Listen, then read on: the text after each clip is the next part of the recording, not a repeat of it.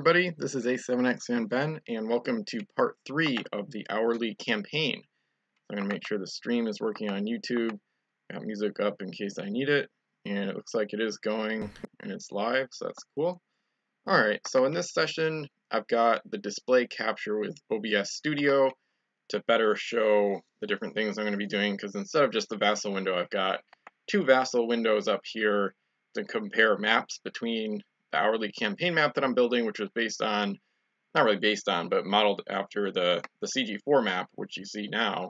So I'm going to make sure they're not the same in pretty much any way. And then I've also got the rules for CG4 up here, which I'm going to copy and paste into a Google Doc, making changes as I see fit. So this is about map making, and then the rules once hopefully I should be able to finish the map relatively easily quite soon. So a little different with the display capture, but anyway, this is the hourly campaign map. I zoomed out because I'm just going to compare the exact windows to see what's the same and what I need to change. So I'm just going to start in the northwest and then go through the map and just change anything that looks exactly the same. So for example, this fog bank is in the same spot, so I'm just going to change the orientation and move it a little bit.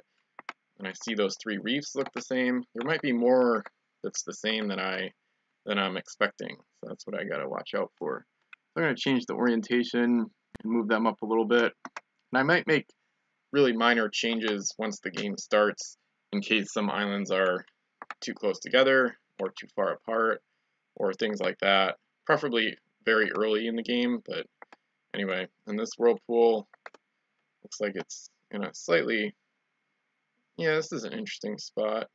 There's a lot of whirlpools in the northwest in general, it looks like. I'm going to move that one over there.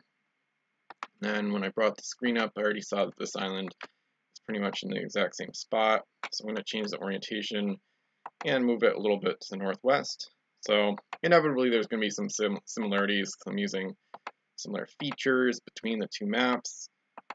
And I'm sure I'll miss a few things. Okay, I see these three fog banks are all, this cluster is all the same. So I'm going to start flinging these around here. I still like to have some terrain features that are kind of in the same spot with similar stuff. So like there's a bunch of fog in the north area of the map here. I think I'll keep those ones the same, unless they're the same. Okay, yeah, those are different from the CG4 maps. That's good. I think this formation is too close to this other island here. So I'm going to move this fog island formation. I'm going to move this a little bit northwest. So boom, that goes there. And I like this zoomed out view because it gives me a better idea of island spacing.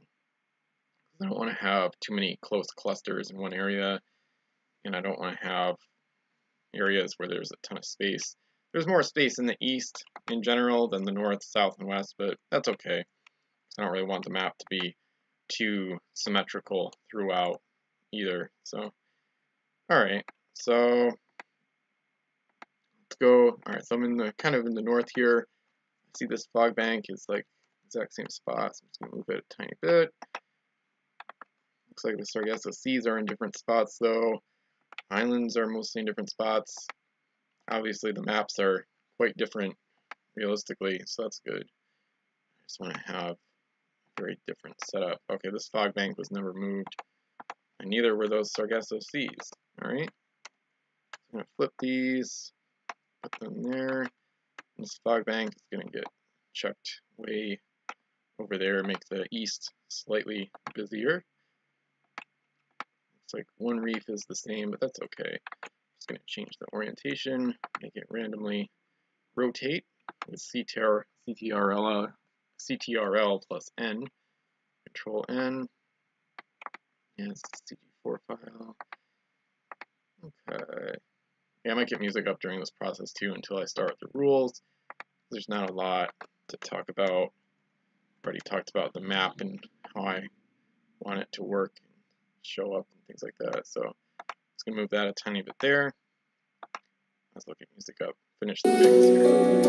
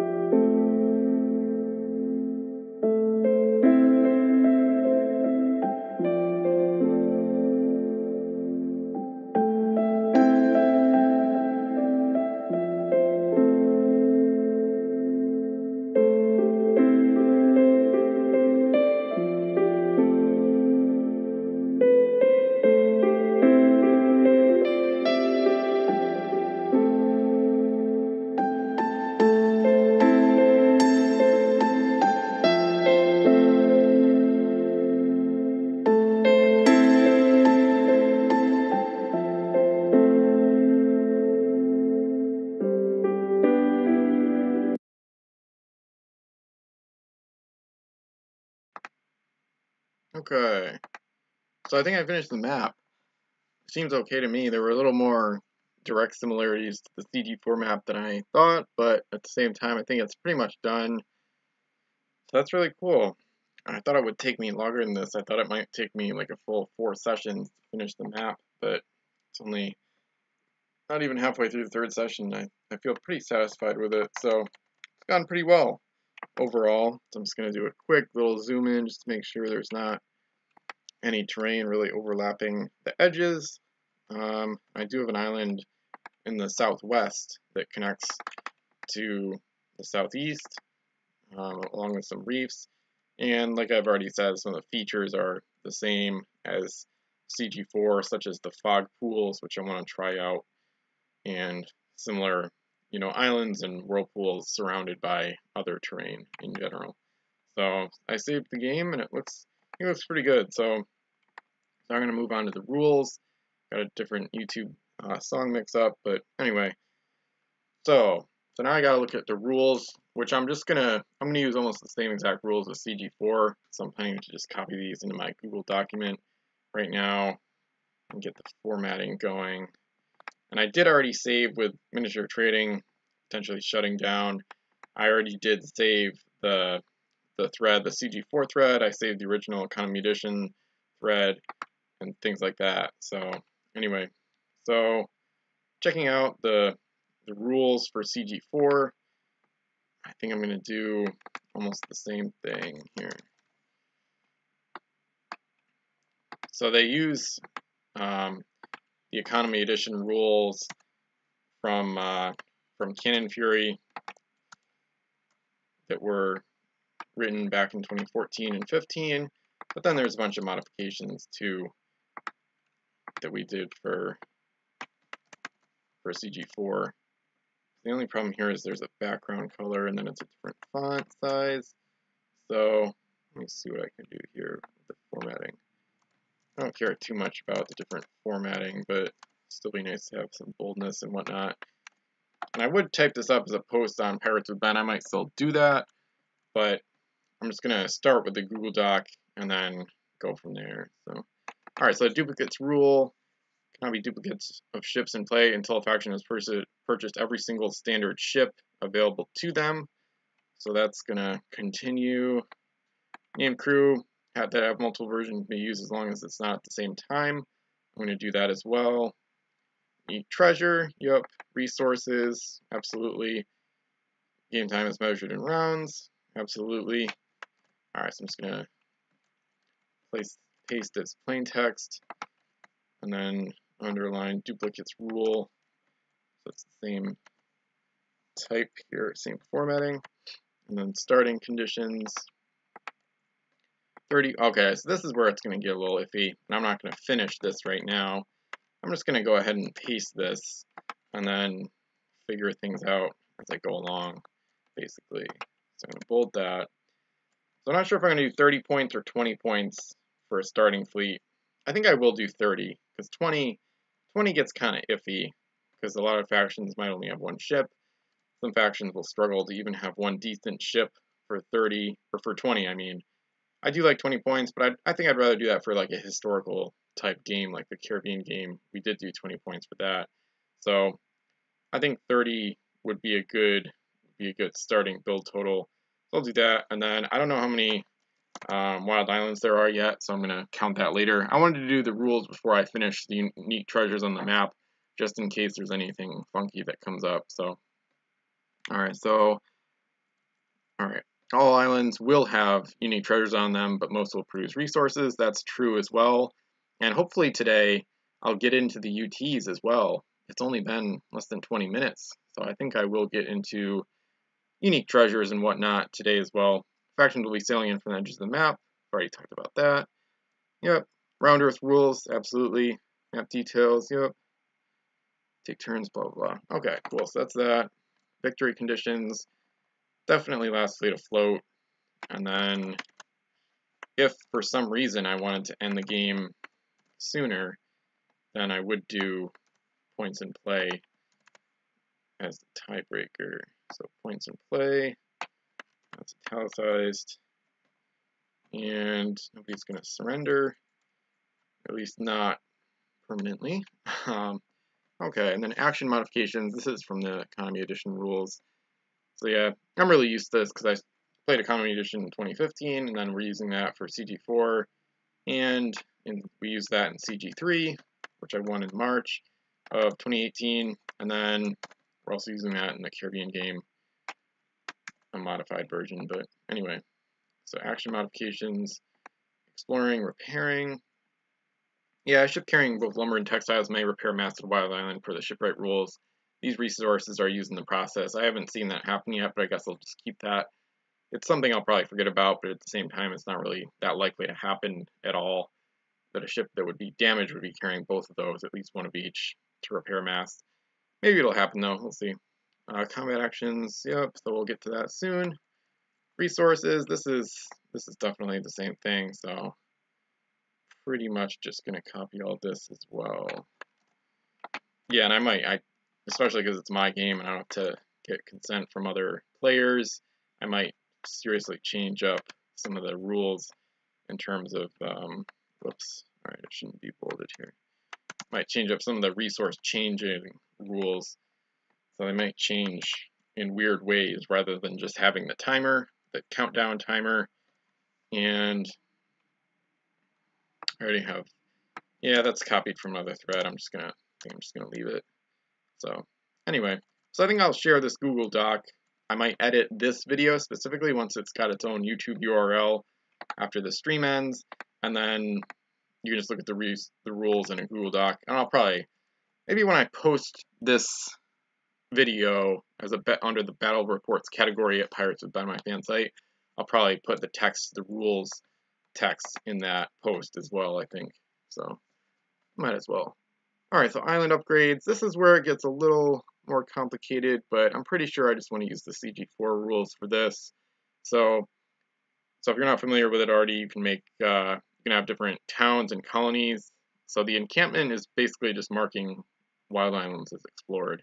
The fort, alright, forts may be upgraded by paying 40 gold, so I think I'm going to up that number. So let me copy this, and then I'm going to change it in the doc. I think that makes more sense, because the base rules for this chunk are going to be the same, and I keep pasting it from miniature trading. Alright, so island upgrades, bold that. Encampments, forts. So forts, I want fort upgrades cost at least 50 gold. It might be more than that. I would not be surprised if I upped it to 100 or more, but we'll see. We'll start at 50, and if that's not enough, any factions that benefit from a lower cost will retroactively have to pay more once the cost increases. Like if I change it to 100 gold, any factions that paid 50 for their fort upgrades will pay 50 when I up the cost. So once you upgrade a fort, they can be used to buy ships in Caribbean Land or military port, which is amazing. So that's why I want to make it pretty expensive. So I went all the way up to like 200 or 250 for Command the Oceans. That was more of a special scenario. That was a different game. So a town is 10 gold. Yep. So then other players may no longer take resources from that island for towns, colonies, trading or military port, trading port 25. So yeah, these were 10 apiece in CG3, but it's not nearly enough. So yeah, we did 25 and 50, so that makes sense. Okay, I see why we did forts at 40, because military ports are better, because military ports, 8 flag fort with 3S cannons rather than a fort, but the forts have their abilities too, so we'll see what happens. I think I'll just keep the fort upgrades at 50 for now and see how that goes, basically. So just made a minor change there. Wrong window. Okay, so it's made a minor change. So fort upgrades will be 50 instead of 40. And hopefully that'll work well.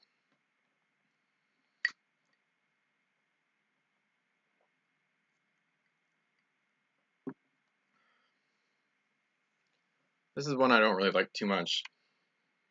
If a ship performs an explorer action with an explorer on board, that ship may reroll for the initial resource value. Voice also benefit from this ability. I think I might keep it though. I don't know how many factions are even going to use explorers even in their starting fleets, but I think I'm going to keep it just to try to keep things interesting. and then it could provoke some interesting decisions in terms of what you want to roll and what you should roll and stuff like that, or whether or not you should re-roll. So anyway, that happened a little bit in CG3. It was kind of interesting. No zero lower +5, of course. And then this one is worth mentioning. Zero limit ransom re-roller crew are going to function as 3-point basic re-rollers. So without the limit ransom and no links. So just a basic re-roller. But for 3 points, not free, of course. So 3 versus free. New mechanics. So this is from Economy Edition rules, of course. Settlements, boarding. Yeah, I think I'll keep all this. Part of the reason I want to keep it mostly the same is because I've already, not memorized, but I know these rules reasonably well. So I still haven't seen blockading a lot. I think all these are just going to be kept. There's not really, yeah, I don't see any reason to change any of these. And I'm trying to go pretty quick too. So you can check out these rules in miniature trading, obviously. And I'll share the Google Doc once the video has a URL that I can edit. Once I can edit the video's description. Actually, I could just share it now, but the rules aren't done, so whatever.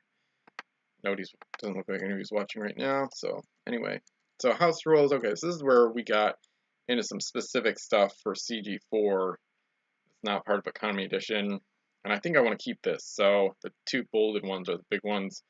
So 2 hits to eliminate a mast. Same thing for forts and probably flotillas.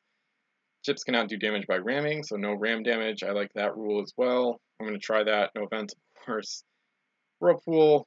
Usually you want to roll low in this game, or roll high, so I like to have the bad effective Whirlpool take place on the low roll. It just makes more sense. Okay, that's available. A lot of things are available. So customs are allowed. Alrighty. So I'm going to put all this here. Copy that. Just bold this whole section here to make it stand out, just like it is in the CG4 rules. And I don't think I want to write it as a house rule. Well, I could do it under starting conditions. I think I'm going to, yeah, let me put this right here. Okay. I'm just going to put factions because I'm technically the only player, so we'll see. Factions begin with 30. Yeah, that makes sense. So, starting conditions, let's see what I can type here. I'll just type it out. Factions must use, hang on, no, I know what to do. Starting fleets may only contain, whoa, that was weird. Contain game pieces from non-standard sets. So this is one of the big things I thought about, I think yesterday and mostly this morning. I'm not going to allow the first 13 sets to be in the starting fleet, except for generic crew. So must use customs RTSS/unreleased. So the starting fleets for all 10 factions are going to be required to only have ships and named crew that are either custom game pieces from various creators, or from Return to Savage Shores, or from the unreleased tab of the master spreadsheet, which I talked about in the podcast episode number 31. So that's going to make things interesting. So I guess 10 times 30 is going to be 300 points to start the game. So all 300 total points, except for generic crew and any equipment. Everything else will be, unique. So nothing from Spanish Main through Savage Shores is going to be even allowed in the starting fleet, which I think is going to make for an interesting start and kind of force me to think outside the box right from the beginning. So that'll be fun. All right. So then I talked about the ocean for CG4, but I'm not even done with that completely. So yeah, alrighty. So it looks like that's done.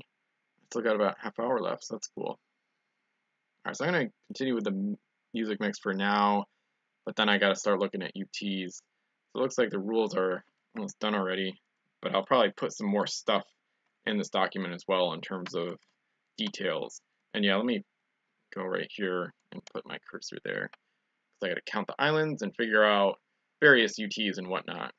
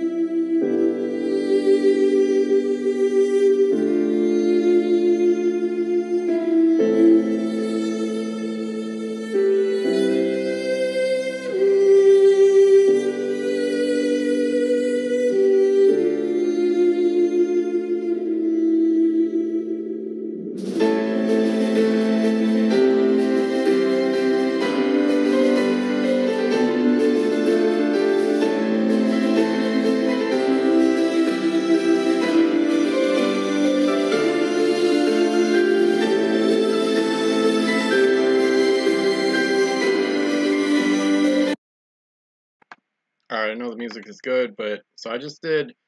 So in the CG format, there's a few coins that are not really UTs, but more like conditional things that when you explore an island in the center archipelago, there's gold there along with resources. So the island produces both gold and resources, and the gold replenishes. So I just copied one of those. We're gonna have 4 islands at least with gold. Actually, I think I need more. I'm gonna drag these back out actually. I think I need more than that. So let me take a look at this again. And I don't think it shows up. Actually, it shows display capture, so it should work. So let me flip this over. I don't know if I can really preview this with OBS. Oh, okay, it does work. Nice. So in the VASSAL, when I only have VASSAL window up in OBS Studio, it doesn't show this because it's like technically a different window. At least it thinks it is. So anyway, but with display capture, you can see what the actual properties of the unique treasure are, which is nice. So anyway, so I gotta actually figure this out. So I'm gonna go back to the music. So I'm trying to figure out how many different locations are gonna have gold, either in addition to resources or instead of. So I know the 4 cross islands of the archipelago in the center will have gold, and I'm gonna mix these up randomly. But then I also need to figure out there's some other places where I want that to be the case as well. I think this whirlpool got moved a little. I don't think I really want it. I don't think I want it to be able to surpass or bypass the Sargasso Seas, but anyway.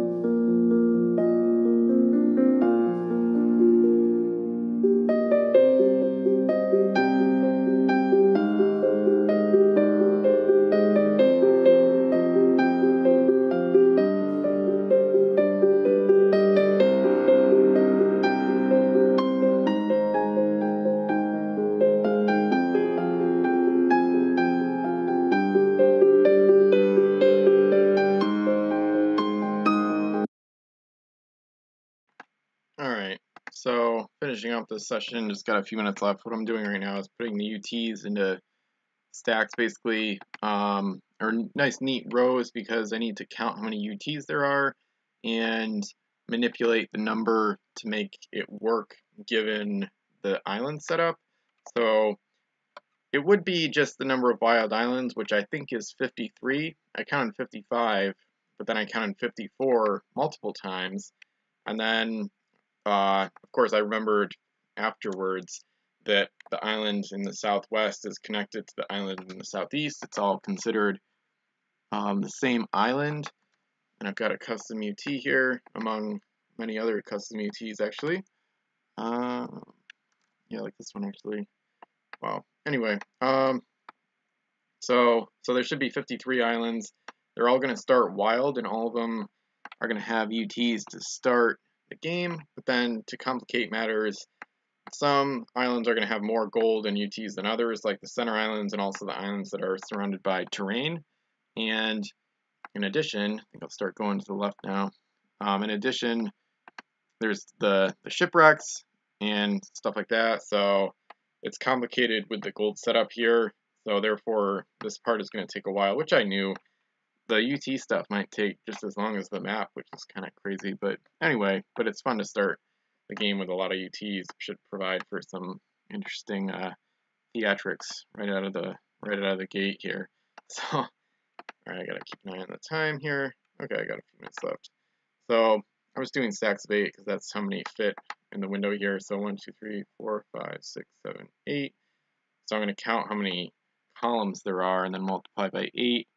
And some of them are going to be duplicate UTs, just like in the setup for CG4. Yeah, looks like, oh no, this is something else. Oh, cannibals, okay. I thought it said cannonball, like cannonball gallows or something. I was confused. There's another custom UT there. Maroon bones, another custom UT.